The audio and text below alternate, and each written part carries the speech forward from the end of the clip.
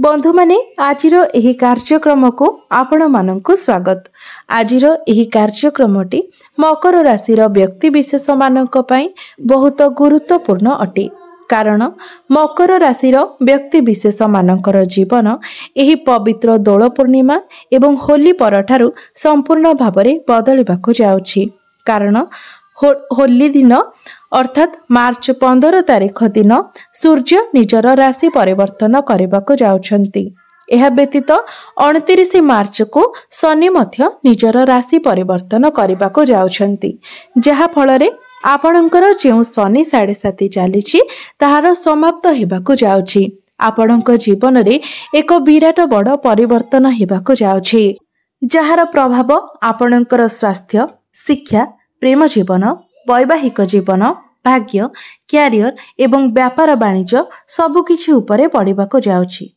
तेबे आपणक जीवन रे कोन सबु परिवर्तन हेबाकु जाउछि, एही दोल पूर्णिमा परे आपणक जीवन रे केउ सबु घटना घटिबाकु जाउछि, से विषय रे जानिबा पई आपण माने भिडियोटी को स्किप न करी शेष पर्यंत निश्चय देखंतु। एवं आपणकर जदि मकर राशि होई थाए तो भिडियोटी को लाइक करी चैनल टी को सब्सक्राइब करि दियंतु। कमेंट बॉक्स रे भक्ति एवं श्रद्धार सहित जय श्री कृष्ण निश्चय लिखंतु। तो बंधु माने आसंतु आरंभ करिबा आजिर एही कार्यक्रम को, जहाकी जन्म राशि एवं चंद्र राशि उपरे आधारित अटे। तो राशि चक्रर 12 कोटी राशि मध्यरु दशम राशि हेउछि मकर राशि एवं मकर राशिर राशाधिपति हेउछन्ते स्वयं शनिदेव। तेबे आपणक कुंडलीर द्वितीय भावरे विराजमान अछन्ति शनि एवं सूर्य। तो 15 मार्च को अर्थात होली दिन सूर्य आपणकर द्वितीय भावरु तृतीय भाव को प्रवेश करिवे। आपणकर तृतीय भावरे विराजमान अछन्ति शुक्र, राहु एवं बुध। पंचम भावरे विराजमान अछन्ति देवगुरु बृहस्पति। षष्ठ भावरे विराजमान अछन्ति मंगल एवं आपणकर नवम भावरे विराजमान अछन्ति केतु। तो बंधु माने आपणकर वर्तमान जो शनि 7.5 चलीछि एवं शनि आपणकर जो द्वितीय भावरे विराजमान अछन्ति, तो निश्चित भाव में वर्तमान आपण को स्वास्थ्य जनित किछिटा समस्या देखा मिलुथिबो। आपणकर इम्यूनिटी सिस्टम मध्य डाउन रहउथिबो। मात्र अन्य ग्रह मानकर स्थिति जेहेतु भल रही तो आपणकर स्वास्थ्य रे सेमिति किछि बड़ धरणर समस्या देखा देबो नाही। मात्र मंगलंकर दृष्टि आपणकर प्रथम भाव उपरे रहुछि, जहा फल रे आपणकर मुंड बिंधा भली समस्या किछिटा देखा देई पारे। बिना किछि कारण रे अजथा कथा को नेकी आपणकर मुंड बिंधा भली समस्या देखा देबो। एहा व्यतीत बुध एवं राहु जेहेतु एकत्र अछंती तो जड़ बुद्धिर दोष उत्पन्न हेउछि। सेथिपई तरबरिया भावरे आपण कोनोसी डिसिजन नियंतु नाही किंबा कोनोसी कार्य रे हाथ दियंतु नाही। एहा व्यतीत बुध हेउछंती त्वचार कारक ग्रह। सेथिपई स्किन रिलेटेड किछिटा प्रॉब्लम मध्य देखा देई पारे। मात्र आपणकर इम्यूनिटी सिस्टम ठीक रहिबो, अर्थात ए सबुर एतेटा प्रभाव आपणक उपरे पड़िबो नाही।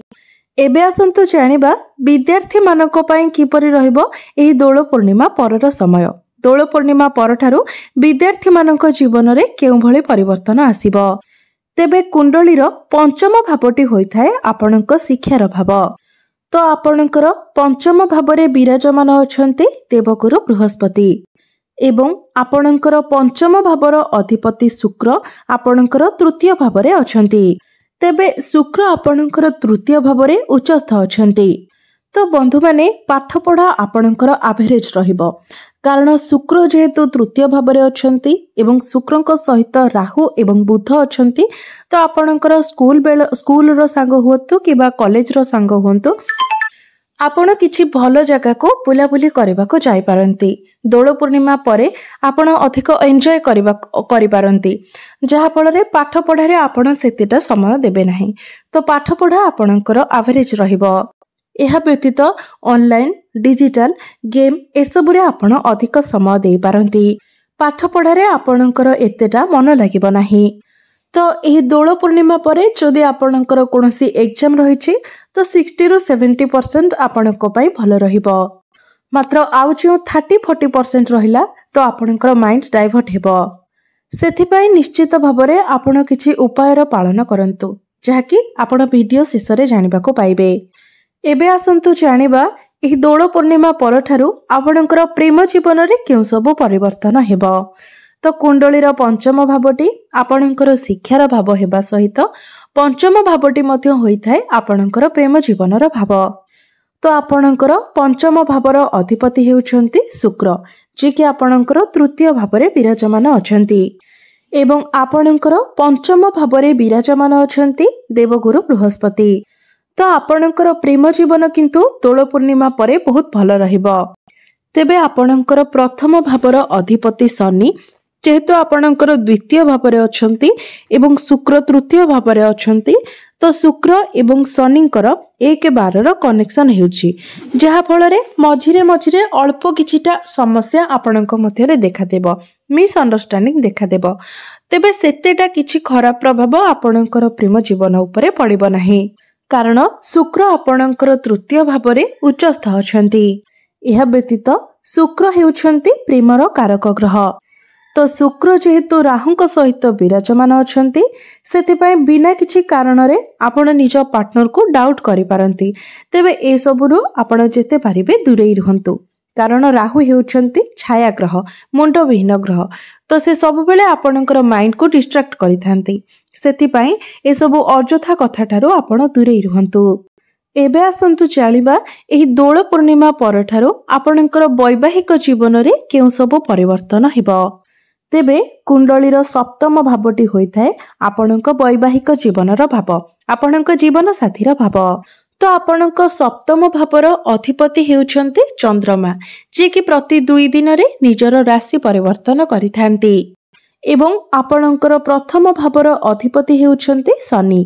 तेबे बंधु माने आपण माने लक्ष्य करिथिबे मकर राशि एवं मकर राशिर अधिपति हेउछंती शनि, जहाँकि आपणकर प्रथम भावर अधिपति हेउछंती शनि एवं आपणकर सप्तम भावर अधिपति हेउछंती चंद्रमा।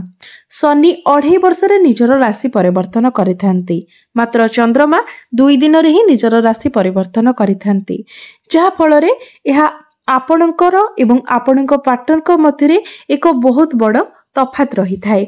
आपणकर नेचर एवं आपणकर पार्टनरक नेचर भितरे निश्चित भावरे आपण बहुत किछि तफात देखिबाको पाउथिबे। आपणक मध्यरे ताळमेळ निश्चित भावरे खूब कम रहुथिबो। आपणकर मन एवं तांकर मन निहाती भावरे चिंताधारा भिन्न प्रकारर रहुथिबो। तेबे आमे जदि दोल पूर्णिमा परर कथा कहिबा, तो शनिक सहित जेहेतु सूर्य अछंती, तो आपण निजर बाणी रे नियंत्रण रक्षा करंतु। प्रत्येक जिनिसरे आपण जीत मध्य करंतु नाही। प्रत्येक क्षेत्र रे आपण आपणकर पार्टनर को डोमिनेट करिबा पाए मध्य चेष्टा करंतु नाही। जदि भाग्य दृष्टि रो देखिबाकू जिबा, तो कुंडलीर नवम भावटी होइथाय आपणकर भाग्यर भाव एवं आपणक नवम भावर अधिपति अर्थात भाग्य भावर अधिपति हेउछंती बुध। बुध आपणकर तृतीय भावरे विराजमान अछंती। बुध आपणकर तृतीय भावरे रही नवम भाव को देखुछंती, अर्थात भाग्य भाव उपरे ही बुधंकर दृष्टि रहुछि। तेबे बुधंक सहित राहु मध्य आपणकर तृतीय भावरे अछंती। एहा व्यतीत आपणकर नवम भावरे केतु मध्य विराजमान अछंती। तो सेमिति किछि जदि इम्पोर्टेंट न थाए, तो आपण तरबरिया भावरे कोनोसी बड़ कार्य करंतु नाही। आपणक पई एप्रिल मासटी बहुत भल रहिबो, कारण सेतेबेले आपणकर शनि 7.5 समाप्त हो जाइथिबो। बुध मध्य आपणकर चतुर्थ भावरे गोचर करुथिबे, तो सेतेबेले भाग्य संबंधित कार्य रे आपणको अधिक सफलता मिलिबो। सेथिपाई भाग्य रिलेटेड आपण कोनोसी भी कार्य एही दोल पूर्णिमा परे मार्च मासरे करंतु नाही। आपण जदि एप्रिल मासरे करंती, तो सेतेबेले प्रत्येक क्षेत्र रे निश्चित भावरे आपणको अधिक सफलता मिलिबो। मात्र जदि आपण कोनोसी शुभ मांगलिक कार्य करबाकू चाहुचंती, तो ताहा आपण करि परिबे, कारण बुध शुक्र एवं गुरुंकर दृष्टि आपणकर नवम भाव उपरे रहुछि। तीनोटी शुभ ग्रहंकर दृष्टि आपणकर नवम भाव उपरे रहुछि। तो आपण जदि कोनोसी शुभ मांगलिक कार्य करबाकू चाहुचंती, तो ताहा आपण करि परिबे। क्यारियर दृष्टि जदि देखिबाकू जिबा, तो आपणक कुंडलीर दशम भावटी होइथाय क्यारियर भाव, कार्यक्षेत्रर भाव। आपणकर दशम भावर अधिपति हेउछन्ति शुक्र, जे कि आपणकर तृतीय भावरे विराजमान अछन्ति। तेबे शुक्र आपणकर तृतीय भावरे उच्चस्थ अछन्ति। आपणकर दशम भावर अधिपति जेतेबेले तृतीय भावरे अछन्ति तो तृतीय भावटी होइथाय साहस, पराक्रम एवं अधिक परिश्रमर भाव। एवं शुक्र जेहेतु आपणकर तृतीय भावरे उच्चस्थ अछन्ति तो आपणकर एनर्जी बढ़िबो, आपणकर आत्मविश्वास बढ़िबो। काम करिबा पई आपणक मध्यरे धैर्य मध्य अधिक रहिबो। आपणकर काम करिबार शैली मध्य बहुत भलो रहिबो। आपण खूब स्मार्ट भावरे निजर काम गुड़िक करिवे, जहा फलरे कार्य क्षेत्र रे आपण मान सम्मान पाइबे। आपण निजर काम पई प्रशंसित हेबे। कार्य क्षेत्र रे आपणकु लाभ प्राप्ति हेबो। आपण निजर काम को एंजॉय करिवे। एंजॉय करी करी आपण निजर काम को करिवे, अर्थात आपण को एतेटा प्रेशर पड़िबो नाही। कारण 29 मार्च को आपणकर शनि साढ़े साथी मध्य संपूर्ण भावरे समाप्त होई जिवो, जहा फलरे क्यारियर रे आपणकर जहा भी किछि स्ट्रेस थिला, टेंशन थिला, सब किछि धीरे धीरे कम होई जिवो। जो मानक पाखरे कोनोसी चाकरी नाही एवं आपण चाकरी पई प्रस्तुत हेउछन्ति तो आपणको चाकरी मिलिबार मध्य बहुत अधिक संभावना रहुछि। सेति पई आपण निजर चेष्टा जारी रखंतु। मात्र आपणको मध्यरे टिके रूडनेस देखा देई पारे, टिके एटीट्यूड देखा देई पारे। तेबे से सब को आपण निज भितरे कंट्रोल करंतु। आपण जेते शांत रहिबे, नम्र रहिबे, आपणको पई सेते अधिक भलो रहिबो। आपणकर जदि कोनोसी टार्गेट बेस्ड जॉब रहिछि तो आपण निजर टार्गेट को मध्य अचीव करिनेबे। कारण शुक्र जेहेतु उच्चस्थ अछन्ति तो निश्चित भावरे कार्य क्षेत्र आपणकर बहुत भलो रहिबो। कारण आपणक मध्यरे एनर्जी लेवल बहुत भलो रहिबो, जहा फलरे आपण निजर काम गुडी को बहुत भलो भावरे करि पारिबे। आपणक मध्यरे कॉन्फिडेंस लेवल बहुत भलो रहिबो। केवल आपण निजर बाणी उपरे नियंत्रण रक्षा करंतु। आपणकर बॉस, आपणकर सीनियर मानक सहित जेमिति आपणकर आर्गुमेंट न हुए सेति प्रति आपण ध्यान रखंतु। जो माने बिजनेस करूछंती सेमानंको पई एही दोल पूर्णिमा परे बिजनेस रे 60 to 70% भलो रहिबो। आपणकर बिजनेस रे खर्च मध्य किछिटा बढ़िबो। किछि टेंशन एवं बाधा विघ्न मध्य देखा देई पारे। केउठारे ना केउठारे आपण निजर बिजनेस को नै किछि स्ट्रेस रे मध्य रहि पारंती। तेबे आपणको पाई सबुठारु बड़ परिवर्तन एवं सबुठारु बड़ खुशी कथा हेउची जे दोल पूर्णिमा परे 29 मार्च को आपणकर शनि 7.5 रो संपूर्ण भावरे समाप्त हेबाको जाउछि, जहा फलरे शनि 7.5 रो जे प्रकोप आपणक जीवन रे चालुथिला, आपणकर परिवार रे, आपणकर कार्य क्षेत्र रे, आपणकर वैवाहिक जीवन रे, प्रेम जीवन रे शनि 7.5 रो जहा भी सब प्रभाव थिला से सब कम होई जिवो। आपणकर जे मानसिक दुश्चिंता थिला, जे डिप्रेशन ने आपण रहुथिले से सब धीरे धीरे आपणक जीवन रो दूर होई जिवो।